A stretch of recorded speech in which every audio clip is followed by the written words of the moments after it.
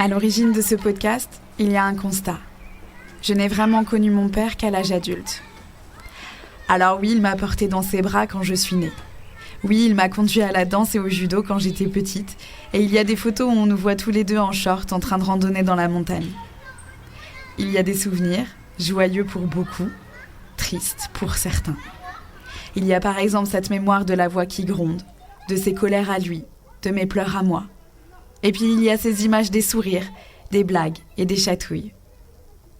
Mais enfant, adolescente, je ne connaissais pas vraiment mon père. Mon père, j'ai commencé à le connaître seulement lorsque j'ai quitté le foyer familial. C'est en partant que j'ai pu me faire une idée de lui, de l'homme qu'il était, de l'homme avec qui, d'adulte à adulte, je pouvais commencer à parler. En faisant la rencontre de mon père, j'ai d'abord pu comprendre certaines choses de lui. J'ai pu commencer à lui reprocher des faits de ma vie sur lesquels je pensais qu'il n'avait pas eu prise. Je lui ai pardonné d'autres choses, sa distance, alors que l'on partageait pourtant un quotidien. J'ai aussi compris qu'il m'avait transmis des valeurs, une vision du monde, une éducation. Il a refait surface dans ma vie à sa place, la place du père. À partir de ce moment-là, j'ai commencé à être attentive au père des autres. Dans mon entourage, certaines personnes en voulaient à leur père. D'autres, au contraire, le vénéraient. Toutes avaient des choses à dire. D'ordinaire, on raconte les pères comme des hommes parfois secrets, parfois colériques, des hommes souvent peu présents, rarement trop, des caractères nuancés, avec des traits qui reviennent, comme souvent par exemple un rapport complexe aux émotions. Mais qui sont nos pères et que sont-ils pour nous ? Comment nous ont-ils construits ? Que voudrions-nous leur dire aujourd'hui, si seulement nous le pouvions ? Je suis Léa Specht et je vous propose d'écouter le premier épisode de Lettres au père, un podcast sur nos pères et sur ce qu'on aimerait leur dire.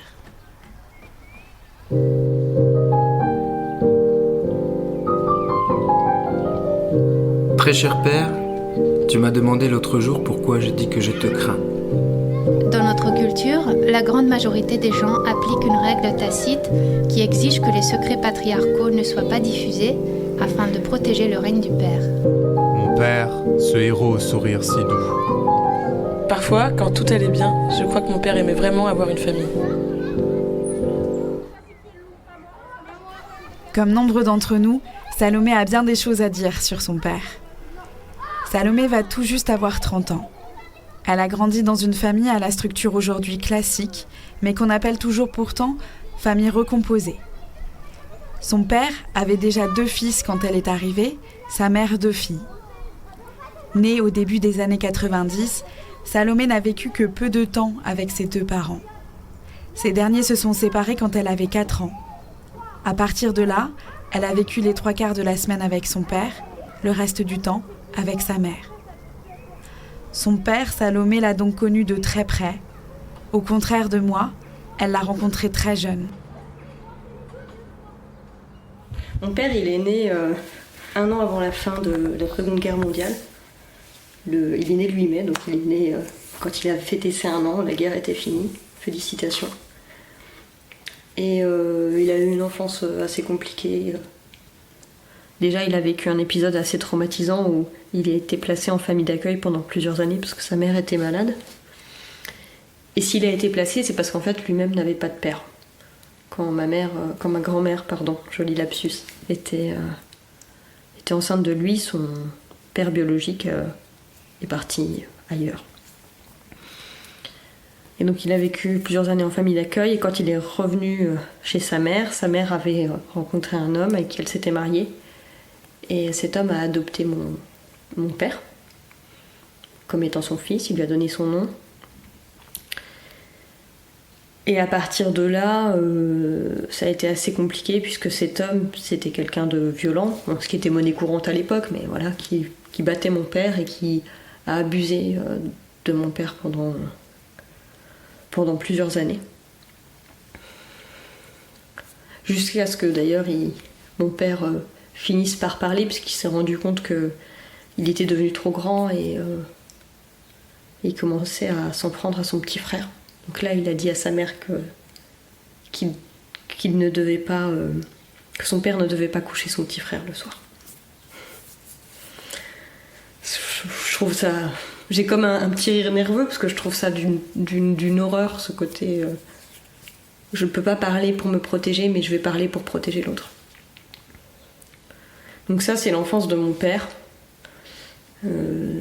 Ça, plus le fait qu'il savait, étant gamin, que cet homme qui lui avait donné son nom, c'était pas son père, il le savait. J'en parle parce que ça m'habite, c'est un truc que j'ai un peu porté, depuis que je suis jeune, parce que ce que je sais là, ce que je raconte de son enfance, c'est des choses qu'il m'a racontées quand j'étais toute petite. Quand j'avais 5-6 ans, il me parlait de son père qui le battait, qui a abusé de lui quand il était enfant. Son père qui n'était pas vraiment son père puisqu'il l'avait adopté, mais c'était pas son père biologique, et je sais pas s'il aimait mon père, je sais pas s'il voulait de lui. Donc ça dresse le tableau d'une enfance assez rude dans les années 50, donc on peut imaginer assez hardcore. Et après, ce que je sais, c'est qu'il a vécu sa vie, il est devenu éduc, il s'est marié avec sa première femme, avec qui il a eu mes 2 très grands frères. Puis un jour, il a divorcé, il a rencontré ma mère, ils se sont mariés, je suis née, et 4 ans plus tard, il divorçait. C'était un sacré personnage qui aimait quand même beaucoup faire des blagues, qui avait un côté un peu... faire des blagues salaces, qui fait rire les gens, qui est là, qui a un peu de prestance, mais tout en étant un peu introverti, un peu timide. Et en étant triste, en étant profondément triste.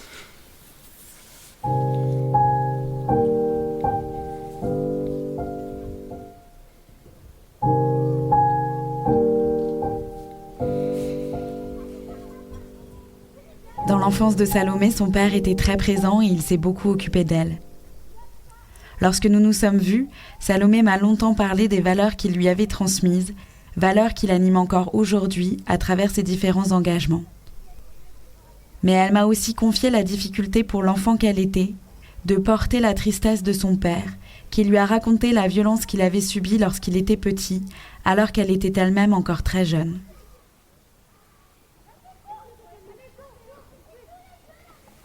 Mon père, il était éduc, déjà c'était son boulot, donc il était quand même un peu engagé, il était militant, il était syndiqué.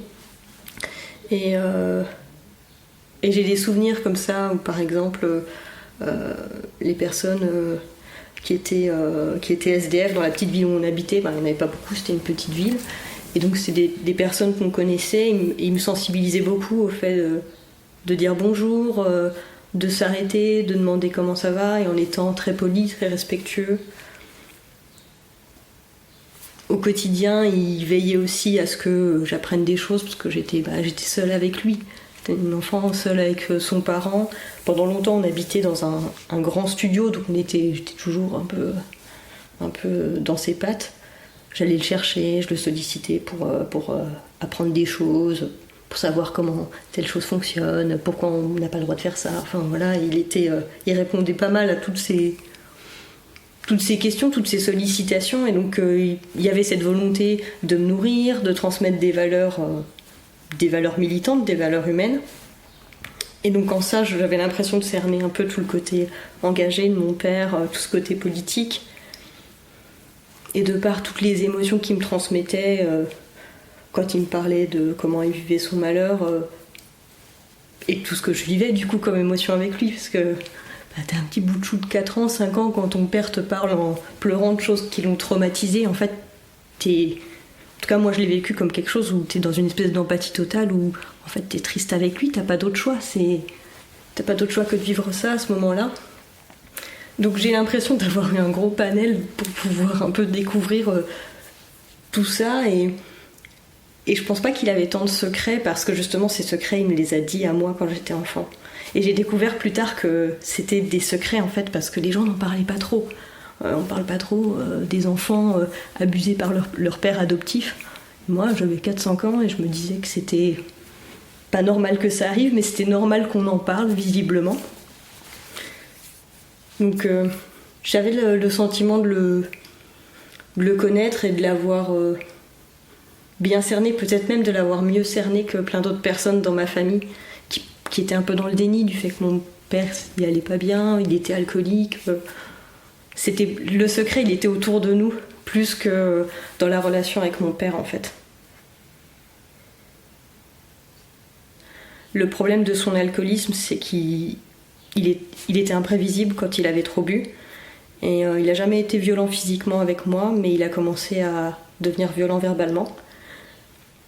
Et parfois il m'a insulté, ou il m'expliquait pourquoi j'étais une merde parce que j'avais mis un truc qui se recycle dans la poubelle, tu vois, des choses complètement démesurées. Quand t'as 9, 10, 11 ans, c'est pas possible d'être face à un adulte, face à ce seul adulte qui t'explique à quel point t'es une merde parce que t'as fait une petite erreur, avec beaucoup de violence en plus, c'était vraiment très dur. Donc j'ai dit à ma mère et mon beau-père, je veux plus aller chez papa en fait, c'est fini, je veux plus le voir parce qu'il est alcoolique. Et à partir de là, j'ai plus vu mon père pendant plusieurs années. Je vivais que chez ma mère, à temps plein. J'avais aucun contact avec lui. Tout ce temps où j'ai pas parlé à mon père, j'ai réfléchi, j'ai passé du temps déjà à être en colère après mon père. C'est pas juste, pourquoi mon père il était alcoolique et pourquoi il s'infligeait ça, parce que c'est mauvais pour la santé d'être alcoolique, spoiler alert. Et pourquoi il faisait rien pour que ça change, et pourquoi il se rendait pas compte qu'il me faisait du mal dans des situations où c'était indéniable.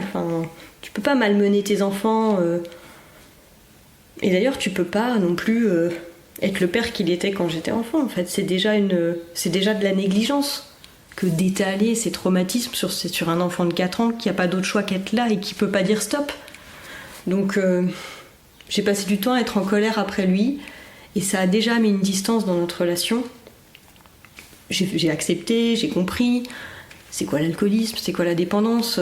J'ai accepté aussi parce que je pouvais comprendre que mon père était une personne malheureuse et qu'il y avait tout un passif qui expliquait l'homme qu'il était aujourd'hui.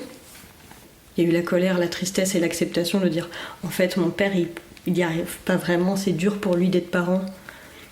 C'est peut-être plus le bon moment, c'est peut-être trop tard, il est peut-être trop abîmé, trop fatigué. Donc c'est différent.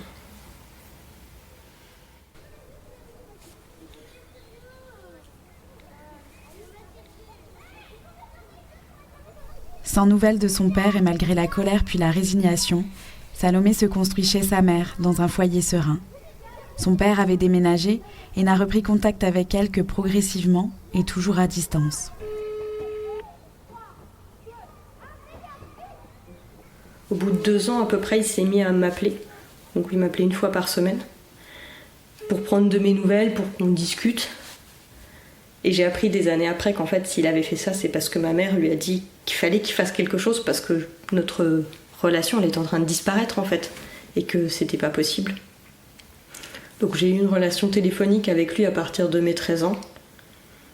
Mon père habitait Montbéliard et quand, je dirais 1 an après que j'ai décidé de plus le voir, il a décidé qu'il allait repartir dans le sud de la France, là d'où il venait, pour finir sa vie dans la ville de son cœur, à Montpellier. Donc quand à 13 ans, mon père recommence à prendre contact avec moi par téléphone, il habite à 600-700 km de moi. Donc on est de toute façon dans une configuration qui amène pas vraiment à se voir souvent. J'ai recommencé à aller le voir de temps en temps aux vacances, passer 4-5 jours chez lui, 1 ou 2 fois par an, et puis j'ai maintenu un peu ce rythme entre mes 14 ans et mes 20 ans, comme ça, où je voyais mon père 1 fois de temps en temps. Et c'était particulier parce que la relation n'était plus la même, c'était plus vraiment mon père en fait, c'était un peu comme un grand-père, dans le sens où les années passant, il était un peu plus abîmé par l'alcool.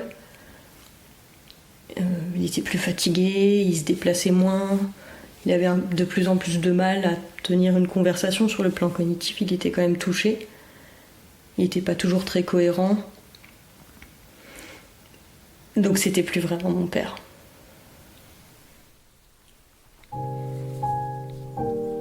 Moi, le mot qui me vient, c'est vraiment le côté abandon.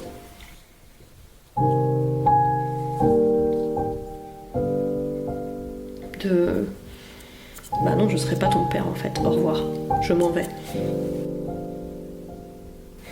Quand je suis partie de chez mon père, quand j'avais 11 ans, j'avais ces mots-là dans ma tête pour penser à mon père et à notre relation. Quelque part, il n'était pas mon père, il avait abandonné l'idée d'être mon père. Et parce qu'il n'y arrivait pas ou parce qu'il pouvait pas. Quelqu'un qui s'en va, c'est forcément violent.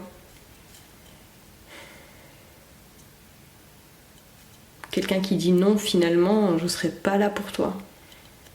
T'existes et je m'en fous. C'est forcément violent. Et c'est une violence relativement banale. Il y a plein d'enfants qui voient plus leur père alors qu'il est encore vivant, alors qu'il est encore en droit d'être leur père.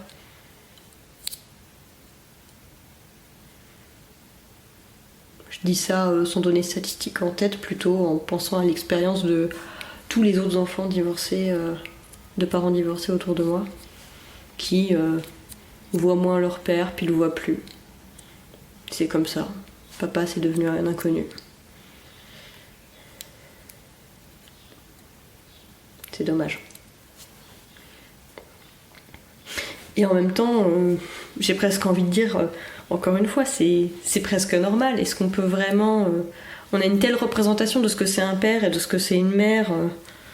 Déjà, la maternité, c'est lié à l'accouchement, comme si c'était que ça qui fait qu'on a une relation mère-enfant. Du coup, qu'est-ce que ça dit de la relation père-enfant, à quoi on peut se raccrocher ? On considère que le père, c'est forcément un deuxième parent, c'est pas toujours le cas.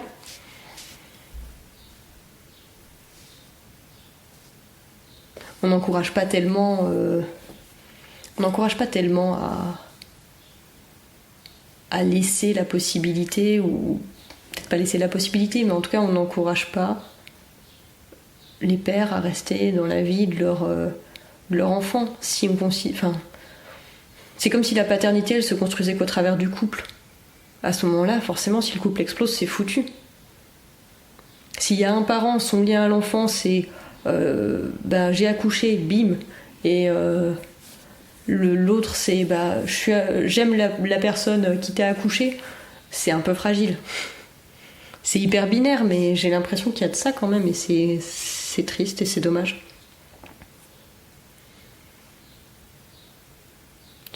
Autre chose est possible, forcément. On est parents parce qu'on le décide, quelle que soit notre situation. Qu'on accouche ou qu'on n'accouche pas, qu'on adopte, quelle que soit notre configuration familiale, qu'on soit seul ou à deux ou à plus, qu'on soit des hommes, qu'on soit des femmes, c'est avant tout une décision. Et un positionnement et une présence. Des fois, j'ai l'impression que le père que j'ai eu, mon papa, quand j'étais enfant et qu'il explosait, et qu'il allait très mal et qu'il y avait comme plein de malheurs accumulés pendant des décennies qui ressortaient, c'était comme si ça avait été enfermé trop longtemps parce que de ce que je sache, mes frères avant moi n'ont pas eu ces conversations-là avec mon père. Donc c'est comme si, arrivé à un certain âge, après avoir vécu un certain nombre d'événements dans sa vie, il n'en pouvait plus en fait, c'était trop. Donc c'est sorti, ça a explosé, c'est nul, c'est juste nul, c'est tellement de gâchis.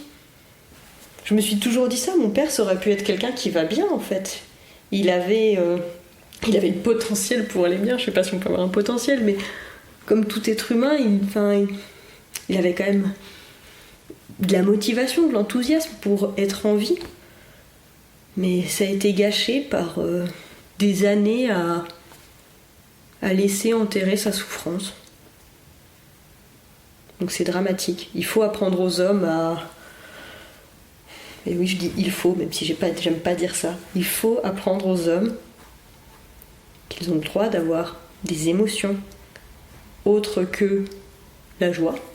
On a le droit d'être triste, on a le droit d'être en colère, on a le droit d'avoir peur, on a le droit de le vivre, et on a le devoir même de le vivre et d'en faire quelque chose. Sinon, on peut difficilement prétendre à s'occuper d'autres personnes, que ce soit des enfants ou pas d'ailleurs. En tout cas, c'est ce que je crois.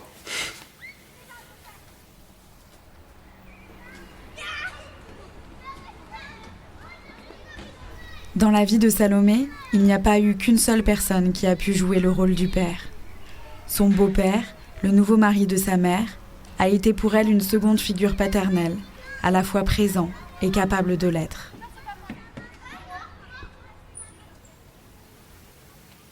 Mon beau-père était clairement un deuxième père pour moi, dans le sens où il était très présent. Et dès notre rencontre, ça s'est bien passé. Alors bon, je l'ai rencontré, j'étais un bout de chou de presque 5 ans, donc c'est peut-être facile de rencontrer un enfant à cet âge-là, mais tout de suite, il a été dans une dynamique de rencontre, d'accueil. J'ai pas eu l'impression qu'il soit imposé dans ma vie. Mais en même temps, quelques mois après notre rencontre, c'était mon anniversaire, et il m'avait offert, lui, une caisse enregistreuse. Je m'en souviens.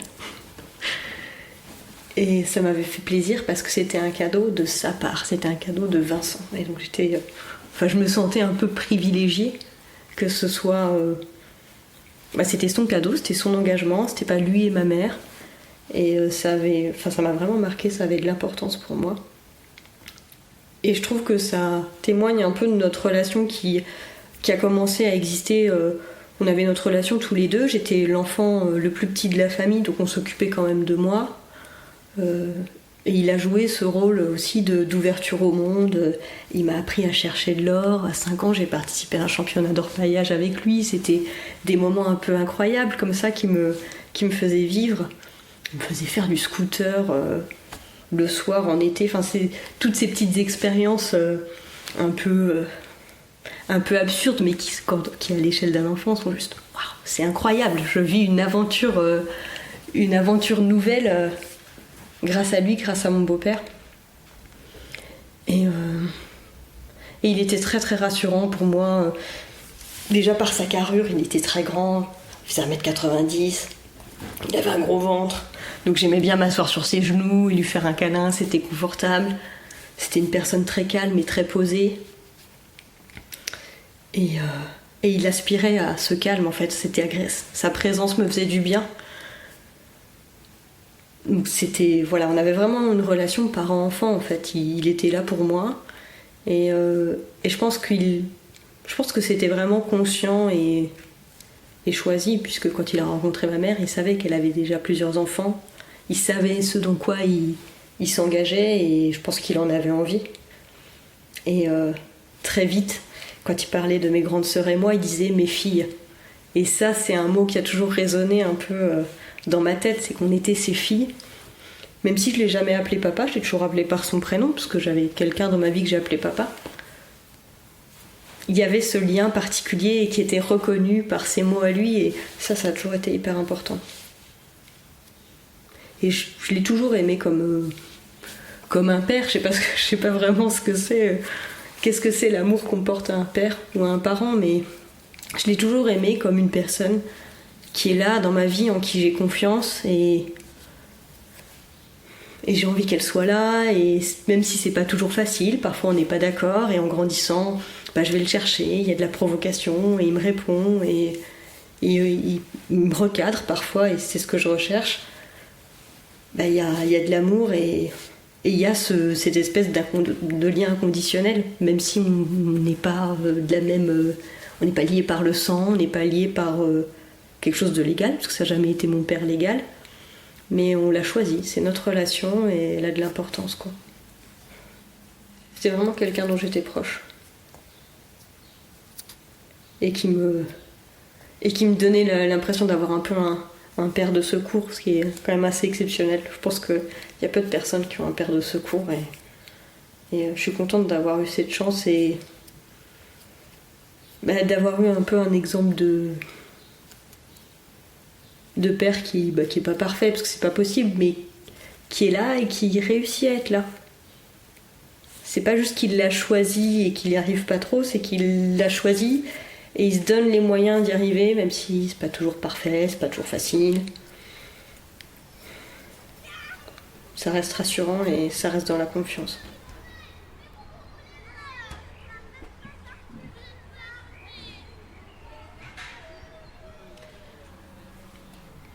J'ai eu la chance d'avoir 2 papas, d'avoir 2 pères dans ma vie.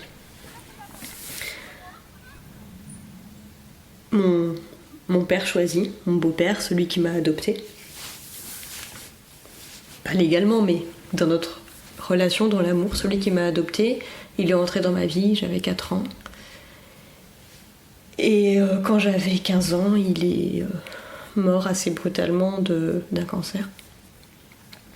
Je dis assez brutalement puisqu'il s'est passé 3 mois entre le diagnostic et son décès, donc c'était vraiment très très très rapide. On n'a pas eu le temps de se préparer à vouloir se battre, que c'était déjà fini. Et ça a été... je pense que ça a été jusqu'à présent, je touche du bois, juste la pire chose de ma vie en fait. Parce que mon beau-père est mort et c'est comme si... vraiment, ça va faire très, très cliché, mais comme si le monde dans lequel je vivais, il s'est effondré. Le pilier central s'est abattu et c'est fini. Plus rien n'a de sens.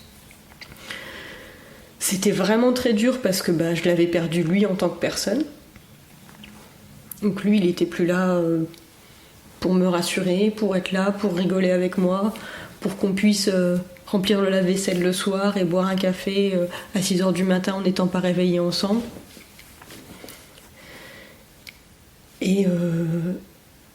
Et puis c'est une personne en moins dans le foyer familial.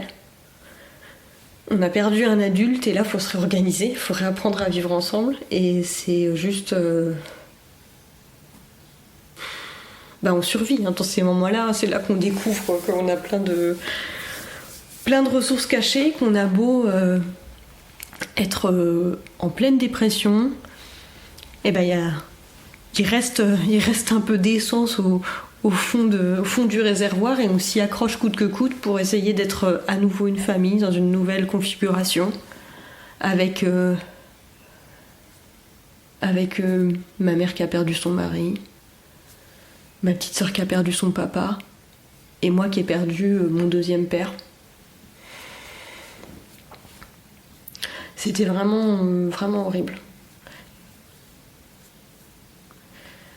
Et ce qui était dur, c'est que dans ce moment-là, j'espérais un peu que mon père revive d'une certaine manière. Et le soir du décès de mon beau-père, je l'ai eu au téléphone, mon père, pour lui annoncer.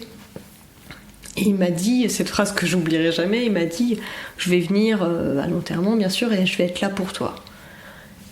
Et à ce moment-là, le moment où je viens d'apprendre que ça y est, mon beau-père est décédé, même si je m'y préparais depuis quelques semaines, j'ai le sentiment qu'il y a quelque chose en moi qui a été arraché. Et là, cet homme avec qui j'ai plus trop de relations de type parent-enfant me dit « Je vais être là pour toi ». Et ça a créé un espoir en moi. Espoir qui a été... je sais même pas quel verbe utiliser tellement cet espoir il a été comme rongé par une matière acide parce que mon père était pas capable d'être présent pour moi et qu'il était bourré quand il était là et que c'était la honte. Donc je revivais ce que j'ai toujours vécu avec mon père. Et ça a été très dur parce que pendant longtemps je m'en voulais, je me disais en étant en colère que c'était pas juste que ce soit mon beau-père qui soit mort. Dans le sens où lui, il était là. Lui, il était un parent, lui, il faisait partie d'un foyer, d'une dynamique familiale, et à côté de ça, t'avais mon père en carton qui continue à vivre sa vie. Je me permets de le dire parce que je pense que quand on vit ces émotions-là, il faut les vivre, en fait, c'est normal, c'est humain, t'es en colère, t'as perdu quelqu'un de très important dans ta vie, quelqu'un qui est dans ton quotidien. C'est hyper violent, en fait, quand quelqu'un que tu vois tous les jours, avec qui t'as des rituels, n'est plus là d'un seul coup. T'as l'impression qu'il est parti en vacances, alors que tu sais qu'il n'est pas parti en vacances. Mais c'est comme s'il allait finir par revenir, parce que il faut qu'il prenne son bol jaune pour boire son café le matin quand même, sinon ça va pas marcher.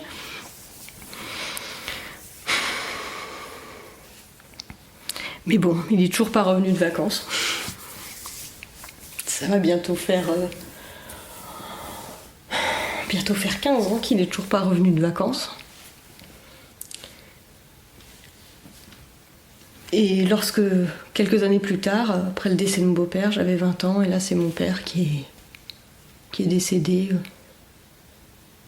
d'une manière totalement imprévisible. Quelques jours après Noël, il a fait une sorte de malaise, d'AVC, puis une embolie pulmonaire. Ça faisait des mois que je ne l'avais pas vu quand il est décédé. Et c'était forcément dur parce que ça mettait un terme définitif à notre relation, même si dans ma tête j'avais déjà mis un terme. Je m'attendais pas à ce que mon père soit présent dans mon quotidien. Mon père, c'était plutôt une source de préoccupation parce qu'il allait mal. Mais c'était quand même dur parce que j'avais ce sentiment de m'être fait voler mon père, qui ressortait ce côté injuste. Il n'a pas eu la possibilité ou le temps d'aller bien, et du coup lui et moi on n'a pas eu l'opportunité de se rencontrer, d'avoir une belle relation ensemble. Et j'ai 20 ans, ma vie c'est rien. Ma vie, quand j'ai 20 ans, mon père il est mort et il n'a rien connu de ma vie. Il sait rien de moi, il sait pas ce que je vais devenir. Et moi, ce que je sais de lui, c'est raccrocher à plein de souvenirs d'enfants.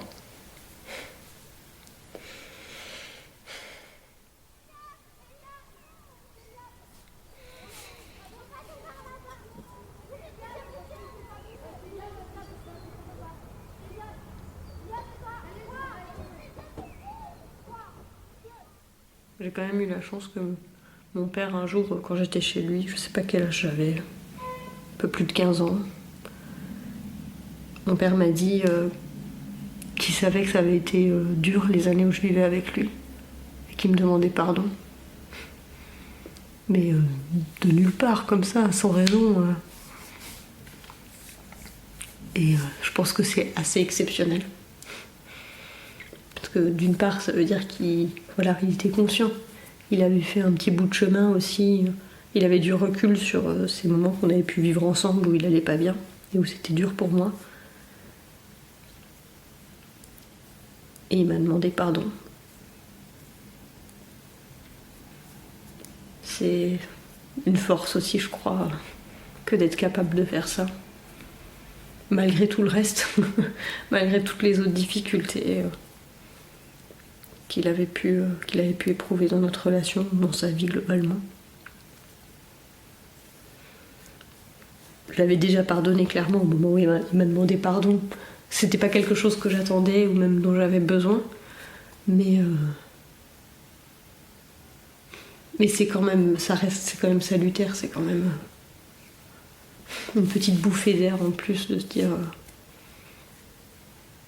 on est au clair, on est au même niveau quelque part dans notre manière de voir notre relation, ou de voir tout ce qu'on a pu vivre ensemble.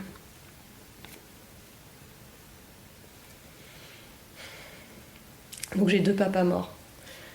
Et c'est pas facile d'être en paix avec ça. Je crois que ça prend beaucoup de temps. Parce que les relations, elles sont pas finies quand les gens ils s'en vont. En fait, elles continuent à exister. Tant que les gens qui les ont aimés existent, elles existent encore d'une certaine manière. Et du coup, je continue à vivre nos relations, mais dans mes souvenirs ou dans ce que je pourrais projeter, parce que même s'ils sont plus là depuis très longtemps, ça m'arrive encore quand je vis des situations qui vont un peu me perturber, ou où je me questionne sur ma vie. Je me demande ce qu'ils auraient pu penser. Je me demande s'ils se sont posés ces questions. Alors ça fait un peu comme des questions envoyées dans le vide, dans l'univers. Il n'y a pas vraiment de réponse, ou parfois il y a certaines personnes vivantes qui peuvent essayer d'y répondre à leur place. Mais c'est comme ça. Quand les gens sont morts, on continue à vivre avec les souvenirs qu'on a d'eux, et de nourrir la relation avec les souvenirs qu'on peut revivre, qu'ils soient heureux ou pas. Et ça reste mes papas.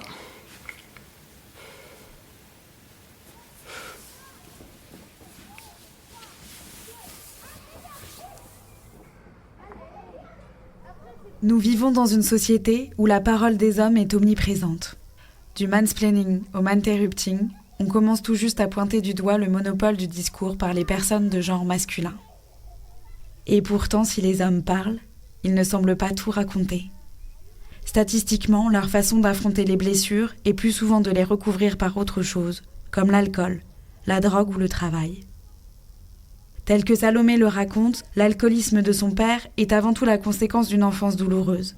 Pour l'adulte qu'elle est aujourd'hui, ce que son père lui a fait subir est le résultat d'un système patriarcal viriliste qui couvre l'inceste, refuse aux hommes de chercher de l'aide quand ils vont mal et les pousse à avoir recours à des substances pour gérer leur mal-être. Elle ne lui en veut pas d'avoir subi un système qui fait aussi du mal aux hommes. Dans ses rapports avec son beau-père, Salomé a pu expérimenter une relation père-enfant épanouissante. Son beau-père a été là pour elle. Lui, dont elle m'a aussi raconté l'enfance stable et heureuse, a pu devenir père à son tour. Car être père, comme Salomé me l'a dit au cours de nos entretiens, c'est le vouloir, mais c'est aussi le pouvoir. Il n'y a aucun doute que nous ne sommes pas égaux face à ce qui nous arrive. Mais pour dessiner l'ébauche d'une paternité présente et aimante, il est sans doute nécessaire de libérer la parole sensible des hommes. J'ai revu Salomé une semaine après notre première entrevue. Je lui ai demandé ce qu'elle souhaiterait dire à ses pères, si seulement elle le pouvait. Ce que j'aimerais dire à mon père, ce serait... T'inquiète, c'est pas grave. On a tout donné. On aura vraiment tout essayé. Et on a fait de notre mieux avec le temps qu'on avait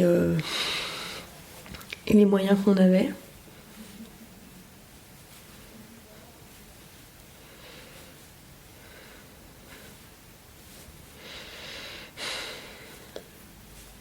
Ce que j'aimerais dire à mon beau-père, ce serait plus difficile. Je sais pas trop. En fait, j'aurais pas trop envie de lui dire quelque chose, j'aurais juste envie de le garder.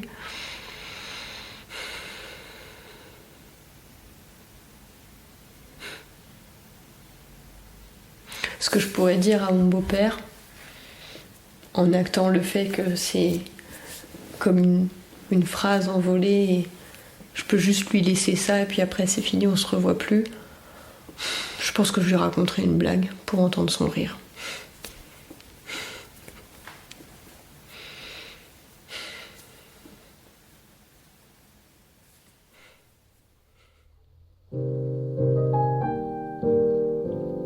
Pour conclure ce premier épisode de Lettres au père, je vous laisse avec les conseils de Salomé à tous les pères et à ceux parmi les hommes qui souhaitent le devenir. Quant à moi, je vous remercie pour votre écoute et vous dis à bientôt pour un nouvel épisode et le récit d'un autre père. Il faut construire des souvenirs avec ses enfants quand ils sont petits, pour qu'ils aient des choses, pour qu'ils aient des histoires, pour qu'ils aient des morceaux de vous. Parce qu'on ne sait jamais ce qui peut arriver et il ne faut pas perdre ça.